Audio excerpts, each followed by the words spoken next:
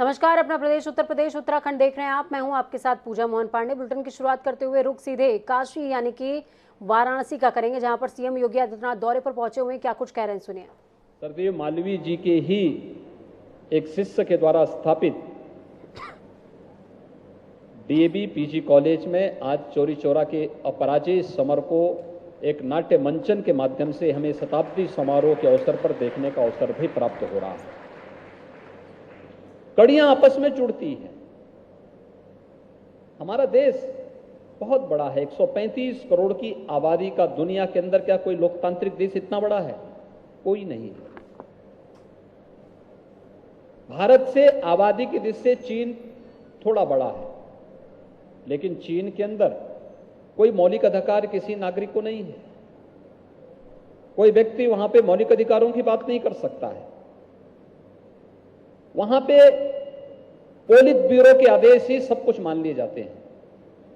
भारत में ऐसा नहीं है।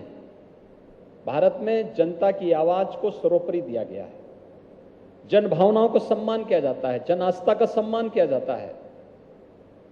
काशी विश्वनाथ धाम जन आस्था की सम्मान का प्रतीक है। अयोध्या में राम मंदिर का निर्माण उसी जन आस्था के सम्मान का प्रतीक है। जन आस्था को सम्मान, जनता जिस चीज को सम्मान की दृष्टि से देखे, उसको प्रोत्साहित करे, सरकार उसमें सहयोग करने के लिए सदैव तत्पर दिखाई देती है। देश के अंदर गरीबों के लिए शौचालय बनने चाहिए, गरीबों के मकान बनने चाहिए, गरीबों के लिए उज्ज्वला योजना की रसोई गैस के सिलेंडर फ्री में मिलने चाहिए। जनता की आवश्यकता थी। मोदी जी ने उस प्रकार के कार्यक्रम देश के अंदर चलाए और व्यापक जन कल्याण के प्रतीक बने। आप देख सकते हैं कि कैसे जन भावनाओं को सम्मान करते हुए कार्यक्रम आगे बढ़ सकते हैं। उस समय जनता नेतृत्व दे रही थी, लेकिन जब देश की आजादी की लड़ाई चल रही थी, सरकारें जन आस्था का सम्मान न करके उसके विरोध में कुछ न कुछ बैरियर खड़ा करने का कार्य करती थी। जन आस्था का सम्मान करने वाली, जन कल्याणकारी योजनाओं को आगे बढ़ाने वाली सरकार ही हमेशा जन विश्वास का प्रतीक भी बनती है। और जन विश्वास का प्रतीक बनने के लिए किसी भी लोक कल्याणकारी सरकार को क्या बनना चाहिए? मोदी जी ने उसका बहुत छोटा सा नारा दिया 2014 में, सबका साथ सबका विकास। उन्होंने कोई तो एक तरफ योगी आदित्यनाथ वाराणसी में है, दूसरी तरफ लखनऊ से बड़ी खबर सामने आ रही है। उत्तर प्रदेश शासन का बड़ा फैसला, ग्रुप सी के कर्मचारियों को लेकर बड़ा और अहम फैसला। लंबे समय से एक ही स्थान पर जमे कर्मचारी हटाए जाएंगे। हर 3 साल बाद कर्मचारियों का रोटेशन होगा, डेस्क और क्षेत्र बदले जाएंगे। मुख्य सचिव ने जारी किए आला अधिकारियों के निर्देश। तो बड़ी खबर, अहम जानकारी आपको दे रहे हैं। आला अधिकारियों को निर्देशित कर दिया गया है कि भाई जो जड़वत हैं अपने स्थान पर, उनको हिलाया जाएगा, चाहे परिवर्तन डेस्क पर हो या फिर फील्ड में, स्वीकार्य होगा। चलिए ग्राउंड जीरो का रुख करते हैं। अनूप हमारे साथ में जुड़े हुए हैं। अनूप, क्या कुछ अपडेट है? शासनादेश जारी हुआ है, लेकिन सबसे बड़ी बात यह है कि उन लोगों के लिए असुविधा जरूर हो जाएगी, ग्रुप सी के कर्मचारियों के लिए, जो एक स्थान पर लंबे समय से बने हुए थे। अब देखिए, बिल्कुल सही बात है पूजा। प्रदेश में अंगद की पैर तरीके से जमा के एक सीट पर बैठे हुए थे, उन अधिकारियों को अब ट्रांसफर जरूर होगा, क्योंकि शासन से जैसा आदेश हुआ है, मुख्य सचिव ने आदेश किया है कि कम 3 साल से जो ज्यादा लोग एक सीट पर बैठे एक स्थान पर हैं, उन अधिकारियों का तत्काल से ट्रांसफर किया जाएगा। हालांकि जो अधिकारी हैं इस पे किस तरीके से ट्रांसपेरेंसी से काम करते हैं, इस तरीके से आदेश पिछले बार भी आए हैं, लेकिन कुछ जो अधिकारी हैं वो कहीं न कहीं जो शासन से उनकी पकड़ रहती है वो बच जाते हैं। लेकिन इस बार देखना होगा कि जो मुख्य सचिव ने आदेश किया है उसका कितना पालन होता है। क्या वो अधिकारी जो काफी लंबे समय से एक ही जो पद पर जमे हुए हैं, एक ही स्थान पर हैं, क्या उनका ट्रांसफर होगा या फिर वो भी एक बार बच जाएंगे? फिलहाल आने वाला वक्त ही तय करेगा। लेकिन एक बार फिर से ये जो आदेश आया है, इसको लेकर के एक बार फिर ब्यूरोक्रेसी में हड़कंप मच गया है कि समूह गा के जो कर्मचारी हैं, एक बार उनका जो 3 साल से एक स्थान पर बैठे हैं, उनका ट्रांसफर होने के आदेश दे दिए गए हैं। सुझाव। बहुत शुक्रिया अनूप, हमारे साथ जुड़ने के लिए, अहम जानकारी साझा करने के लिए। एक कहावत है कि एक अनार 100 बीमार। तो समाजवादी पार्टी के नेता आजम खान अब अनार हो गए हैं, क्योंकि उनके पीछे लगभग सभी राजनीतिक दल बीमार हो गए। सबसे पहले प्रसपा अध्यक्ष शिवपाल यादव ने मुलाकात की, फिर उसके बाद कांग्रेस नेता प्रमोद कृष्णम ने जेल में मुलाकात करते हुए आपको बता दें कि इस दौरान उनसे हमदर्दी जताई थी। और बीएसपी सुप्रीमो मायावती का भी एक ट्वीट सामने आया था आजम खान को लेकर के कि आजम खान के खिलाफ दुर्भावना और द्वेषपूर्ण रवैया अपनाया जा रहा है। तो वहीं इससे पहले बीजेपी के एक नेता ने भी आजम खान से मुलाकात करने का ऐलान किया था। क्या सच में कांग्रेस नेता प्रमोद कृष्णम और मायावती को आजम खान से हमदर्दी है या फिर मुस्लिम वोट बैंक साधने का प्रेम है? देखिए, ये इन पार्टियों का आजम प्रेम नहीं, आजन्म प्रेम है। मुस्लिम तुष्टीकरण के तहत इस तरह की बातें करते। आजम खान से तो आप जानते हैं कि मायावती की क्या स्थितियां थी और जो सपा सरकार में थे, और कांग्रेस भी इसीलिए भाग रही। जो उत्तर प्रदेश में दुर्दशा इन पार्टियों की हो रही है, तो तुष्टीकरण के नाम पर आजम के मामले को उठाकर और ये जो मुस्लिम प्रेम दिख रहा है, ये इनका आजम प्रेम नहीं, आजन्म प्रेम है। नहीं, देखिए, आजम खान साहब न्याय प्रक्रिया से गुजर रहे हैं और न्यायालय के आदेश की प्रतीक्षा में है। उनको न्याय जरूर मिलेगा, इसकी हम उम्मीद करते हैं। मगर जिस तरह की सियासत मायावती करती रहती है, समय समय पर वो जब जुर्म होता है उत्तर प्रदेश की जनता पर, दलितों पर, पिछड़ों पर, अल्पसंख्यकों पर, तब मायावती जी कहीं नजर नहीं आती। पिछले 5 साल में भी और नई सरकार में भी निश्चित तौर पर आजम साहब को न्याय मिलना चाहिए। हर आदमी को न्याय मिलने का अधिकार है, मगर ध्रुवीकरण की राजनीति कौन क्या करता है उत्तर प्रदेश की जनता सब जानती है। लेकिन माननीय आजम खान साहब की जो बात है, वो एक ऐसे चट्टान है, ऐसे वैचारिक मजबूती के इंसान हैं कि कभी भी बीजेपी आरएसएस के सामने हम घुटने नहीं टेक सकते। तो कानून का जो इस्तेमाल है, गलत इस्तेमाल देश में हमेशा हुआ है और बीजेपी आरएसएस ने उसका चरम इस्तेमाल किया है। लखनऊ हाईकोर्ट की लखनऊ बेंच ने जारी किया नोटिस। इस वक्त की बड़ी और अहम जानकारी आपको दे रहे हैं। जूनियर वकीलों को 5,000 रुपए देने के मामले में नोटिस जारी हुआ है। बार काउंसिल ऑफ इंडिया केंद्र सरकार को नोटिस। कोर्ट ने यूपी सरकार को नोटिस जारी करते हुए जवाब भी मांगा है। अब तक वकीलों को 5,000 रुपए क्यों नहीं मिले, ये कहना है कोर्ट का। जस्टिस डीके उपाध्याय की 2 सदस्यीय बेंच ने ये नोटिस जारी किया है। तो वहीं स्मार्ट सिटी के तहत पुलिस और नगर निगम ने जाम से मुक्त कराने के लिए लखनऊ के अलग अलग इलाकों से अभियान शुरू कर दिया है।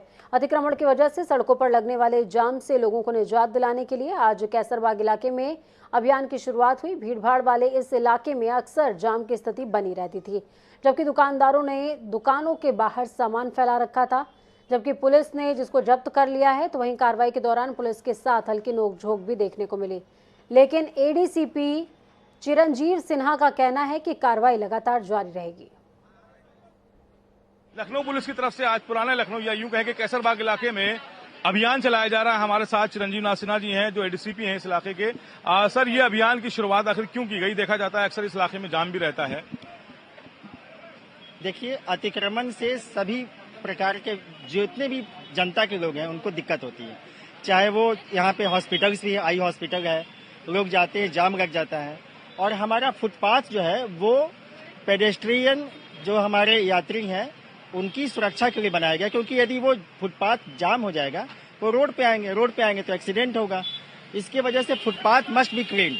तो आज हम लोग इसको क्लीन करा रहे हैं और हमने पहले इनको नोटिस भी दिया है, जो हम शाम को फुट पेट्रोलिंग करते हैं, और हम नगर निगम के सौजन्य से इस कार्रवाई को अंजाम दे रहे हैं और इसका एक अच्छा परिणाम सामने आया है। सर, अमीनाबाद जैसा इलाका है, बहुत डेंस पब्लिक रहती है, वहाँ पे डेंसिटी देखने को मिलती है, तो क्या ये अभियान उन इलाकों में भी चलाया जाएगा? निश्चित तौर पे कैसरबाग भी कोई कम डेंस इलाका नहीं है, कैसरबाग भी काफी डेंस है।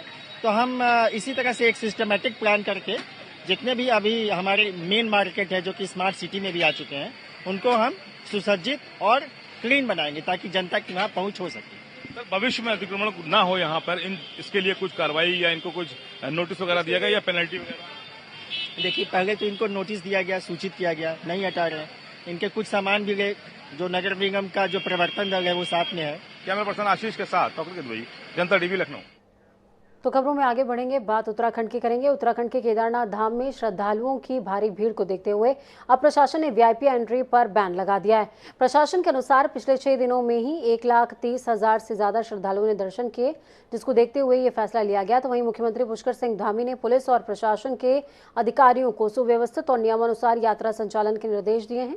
मुख्यमंत्री ने कहा कि पुलिस विभाग नियमों का कड़ाई से पालन करे और अतिरिक्त सावधानी को जरूर बरते।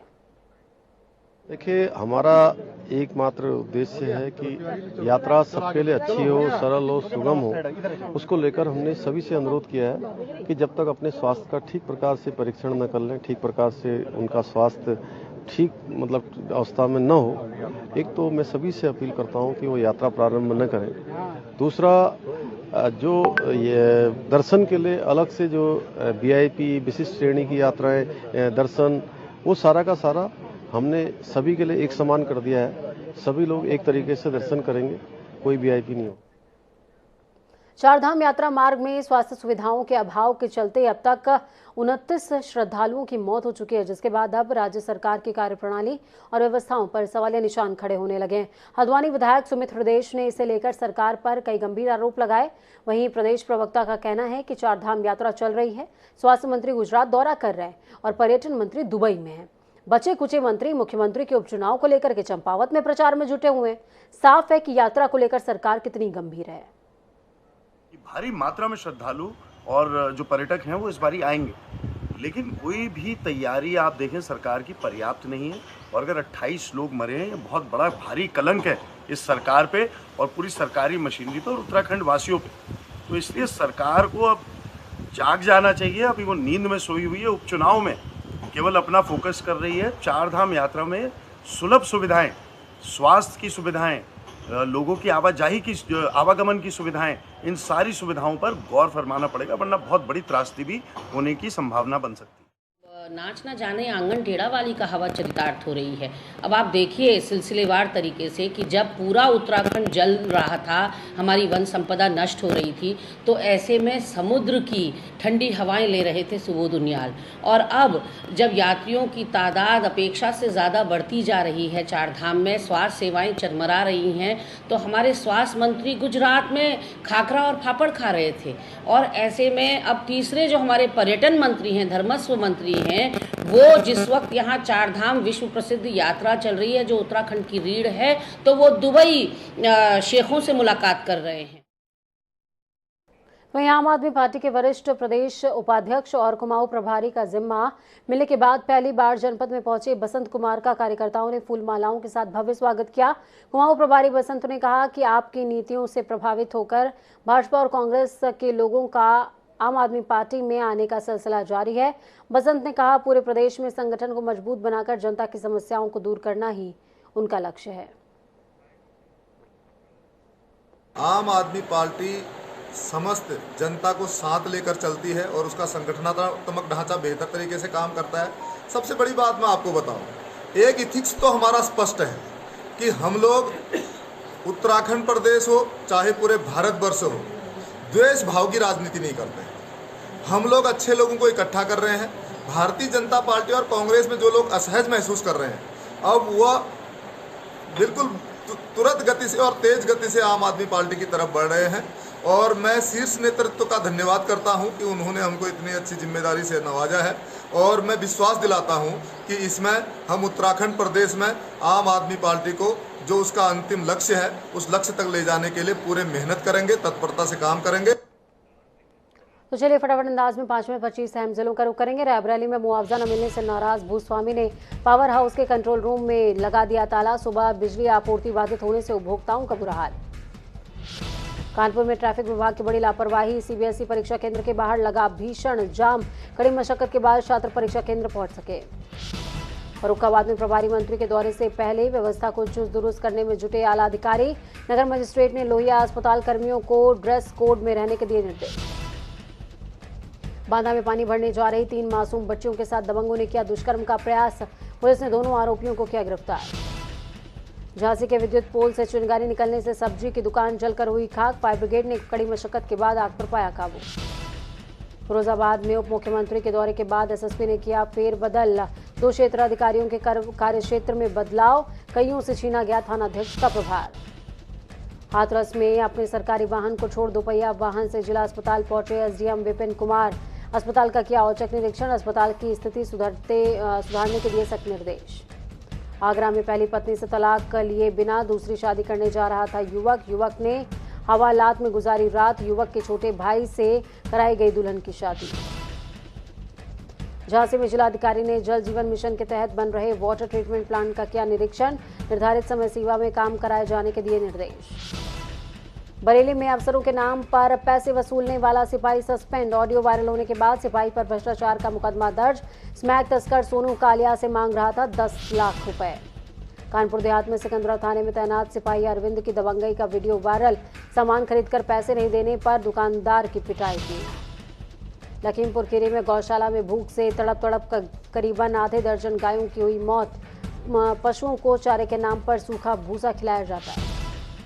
हमीरपुर में ससुराल वालों ने बहू से मारपीट कर की धारदार हथियार से हत्या। शव को फांसी में लटकाकर हुए फरार। मामले की जांच में जुटी पुलिस।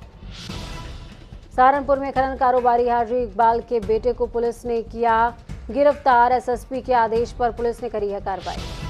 इटावा में पुलिस और एसओजी ने चेकिंग के दौरान 4 अंतर जनपदीय वाहन चोर गिरोह का किया पर्दाफाश। 8 बाइक समेत अवैध असलाह भी बरामद। रामायण में लक्ष्मण का रोल अदा करने वाले सुनील लहरी पहुंचे अयोध्या। रामलला के दरबार में टेका मत्था। मोदी और योगी को राम मंदिर निर्माण के लिए दिया धन्यवाद। एटा में सराफा कारोबारी से बाइक सवारों ने की चांदी की लूट। 3 बाइकों पर सवार 6 लुटेरों ने दिया घटना को अंजाम। आरोपियों की तलाश में जुटी पुलिस। बागपत में शराब माफिया राजीव की करीबन 32 लाख रुपए की संपत्ति कुर्क की गई। शराब माफिया पर गैंगस्टर सहित शराब तस्करी के 23 मुकदमे दर्ज। लखनऊ में कैसरबाग चौराहे से नोवेल्टी चौराहे तक अतिक्रमण हटवाया गया। नगर निगम और भारी पुलिस बल मौके पर रहा मौजूद। कासगंज में सामने आई बिजली विभाग की लापरवाही। बिजली का तार लटकता छोड़ आए कर्मचारी, करंट से हुई युवक की मौत। महिला और बच्चे सहित 3 लोग घायल। फतेहपुर में एनजीटी के नियमों को ताक पर रखकर किया जा रहा बालू का खनन माफियाओं ने मोड़ दी यमुना की जलधार। वीडियो सोशल मीडिया पर हो रहा है वायरल। प्रशासन में मचा हड़कंप। हाथरस में शराबी ने वृद्ध को घर में घुसकर पीटा। सर में चोट लगने से पीड़ित की हालत गंभीर। आरोपी पर आए दिन शराब पीकर मारपीट करने का आरोप। कासगंज के जिला कारागार में एक बंदी की मौत के बाद कारागार प्रशासन में हड़कंप। सूचना पर जिला अस्पताल पहुंचे परिजनों ने पोस्टमार्टम कराने की मांग करी। उत्तराखंड कांग्रेस ने चारधाम यात्रा के दौरान मंत्रियों के दौरे पर उठाए सवाल। प्रदेश प्रवक्ता गरिमा ने राज्य सरकार पर साधा निशाना। यात्रा के लिए व्यवस्थाएं बनाना नाच न आए आंकन टेढ़ा वाली बात हो गई है। लखनऊ में दुकानदारों ने नगर निगम कर्मचारियों से करी मारपीट। नगर निगम अधीक्षक ने फाड़े कपड़े। भूतनाथ मार्केट पर अतिक्रमण हटाने पहुंची थी नगर निगम की टीम। वक्त यहाँ पर छोटे से ब्रेक के उस पार खबरों का सफर लगातार जारी रहेगा। बने रहिए जनता टीवी के साथ, क्योंकि हमें आपकी ताकत। अपना और अपनों का बहुत ख्याल रखिए। नमस्कार।